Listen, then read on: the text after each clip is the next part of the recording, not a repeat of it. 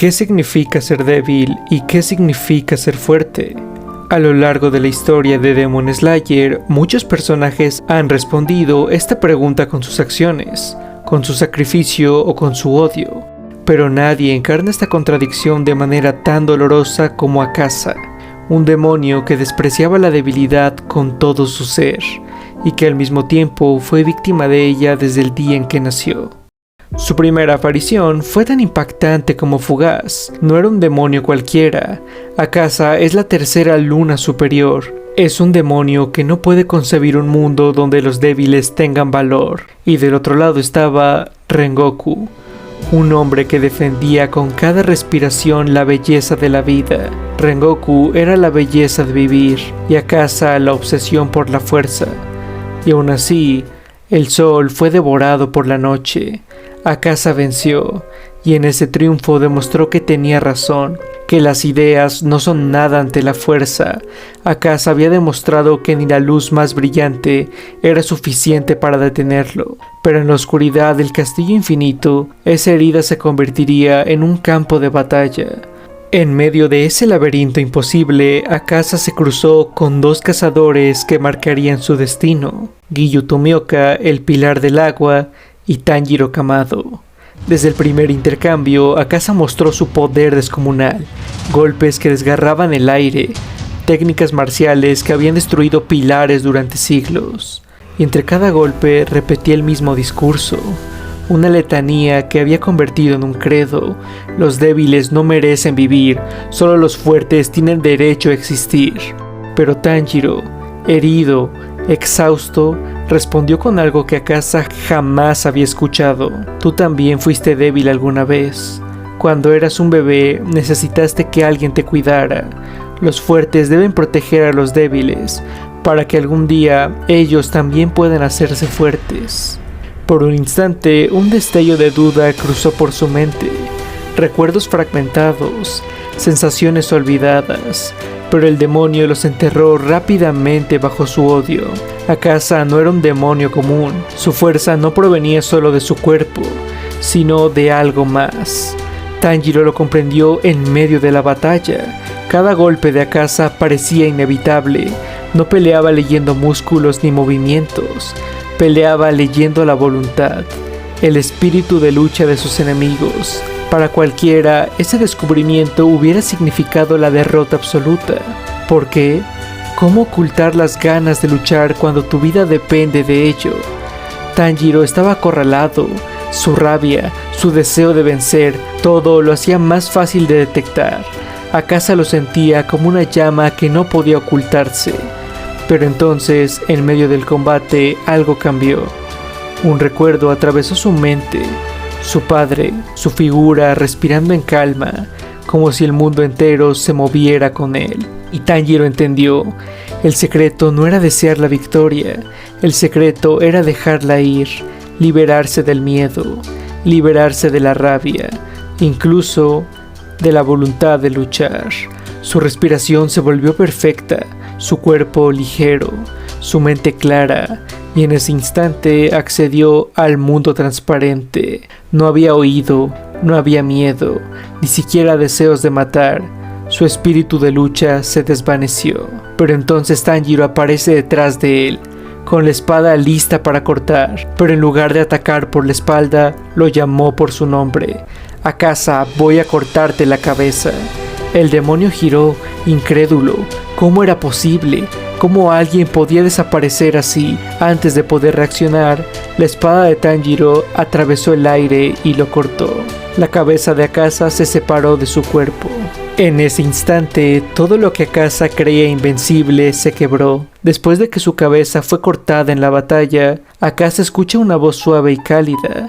No reconoce quién es. ¿De qué te sirve tanta fuerza si no la usas para proteger? Akaza, casi de manera automática, responde con lo único que siempre lo definió: si no soy fuerte, no podré comprar la medicina de mi padre. Y en ese instante, su mente lo arrastra hacia un recuerdo que jamás había enterrado del todo: el niño criminal. De niño, Akaza se llamaba Hakuji. Él no era un monstruo. Era solo un muchacho desesperado que, para salvar a su padre enfermo, Robaba a los ricos, soportaba palizas sin responder, golpes que lo dejaban casi inconsciente, pero se levantaba una y otra vez.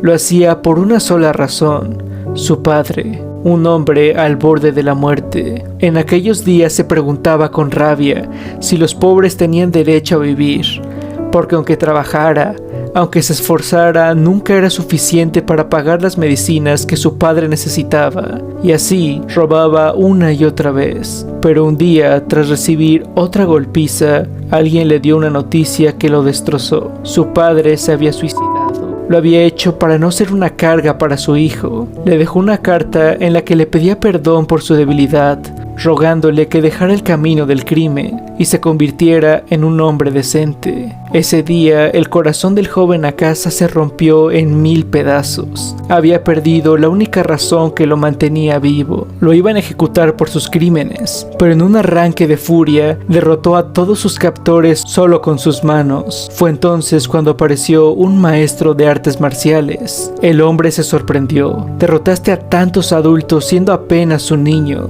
Ven conmigo. Hakuji se negó y lo atacó, pero el maestro lo derribó de un solo golpe. Al despertar ya estaba en su dojo. Ahí le confiaron una tarea: cuidar a la hija del maestro, enferma y frágil, postrada en una cama. Le preguntaba al maestro si estaba bien que un criminal cuide de su hija, y él le responde que lo pudo vencer de un golpe, así que no hay problema. Al principio Akasa no podía creerlo, un criminal como él cuidando a una niña frágil. Él la cuidaba, le hablaba, la hacía reír, aunque había algo que lo hería. Cada vez que conversaban demasiado, la niña, Koyuki, lloraba y pedía perdón por su debilidad. Un día ella le habló de los fuegos artificiales. Le confesó que siempre soñaba con verlos, aunque estaba atrapada en su techo. Y Akasa con determinación le dijo: si no puedes ir tú, yo te cargaré. Y si no es este año, entonces será el siguiente. Pero juro que algún día los verás conmigo. Esa promesa cambió la vida de la niña. Los años pasaron. Koyuki recuperó su salud y la relación entre ambos floreció. El maestro veía en él un sucesor y le anunció que heredaría el dojo. Aquella misma noche salieron finalmente a ver los fuegos artificiales. Ella, con lágrimas en los ojos, le confesó: quiero casarme contigo, te amo. Y cuando me hablabas del futuro, lo hacías como si fuera seguro, como si no existiera duda de que yo seguiría viva. Me diste la esperanza que mi madre perdió antes de morir. Por eso eres mi fuerza. Fue el momento más feliz en la vida de Akasa. Por fin tenía un propósito, una familia, un futuro. Al día siguiente, Akasa viajó para visitar la tumba de su padre. Quería contarle que finalmente se había convertido en un hombre decente. Quería decirle que iba a casarse, que había encontrado a alguien que le devolvió la esperanza. Pero al regresar al dojo, notó algo extraño. El presentimiento se convirtió en terror. El maestro y Kokuki habían muerto, envenenados. El dojo rival, envidioso y ambicioso, había acabado con lo más preciado de su vida. En ese instante, Akasa sintió como todo lo que había construido se derrumbaba. Su corazón, que apenas comenzaba a sanar, se volvió a romper en pedazos. Una rabia indescriptible lo consumió. Esa misma noche, Akasa irrumpió en el dojo enemigo y con sus manos desnudas masacró a 67 personas. No hubo compasión. Cuando finalmente terminó, apareció frente a él un hombre de ojos inhumanos, Musan Kibotsuji. Me hablaron de un demonio, pero solo veo a un simple humano. El progenitor de los demonios le hizo una oferta. Dime, ¿quieres convertirte en un demonio? Para Akasa ya no había nada que importara.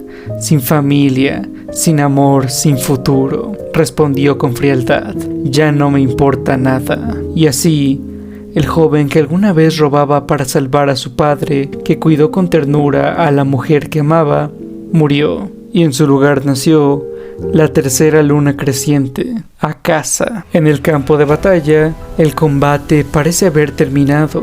Su cabeza había sido arrancada y sin embargo Akasa no moría. Su cuerpo, guiado por la furia y el instinto, seguía peleando. Sus puños atravesaban el aire con la misma presión letal de siempre. Gritaba en silencio enojado, porque ahora que había recordado su pasado, entendía la verdad más cruel. Jamás podría reencontrarse con los seres que amaba. Y mientras tanto, poco a poco, su cabeza comienza a regenerarse. Iba a desatar su técnica definitiva. No moriré. Odio a los débiles, siempre odié a los débiles.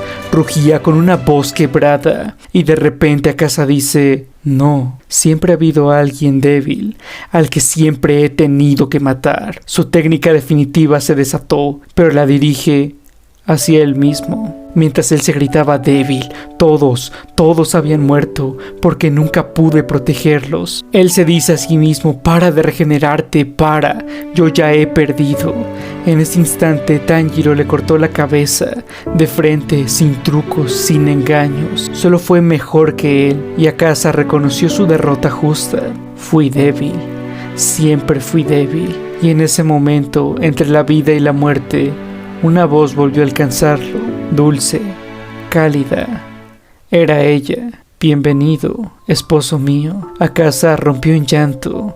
Él no podía ir al cielo, lo sabía, pero entonces sonrió y le dijo que no importaba, porque si él no podía ascender al cielo con ella descendería al infierno a su lado. En ese abrazo eterno, Akasa dejó de resistirse, cerró los ojos y por primera vez en siglos encontró paz. Akasa murió como un demonio, pero en su último suspiro renació como un hombre.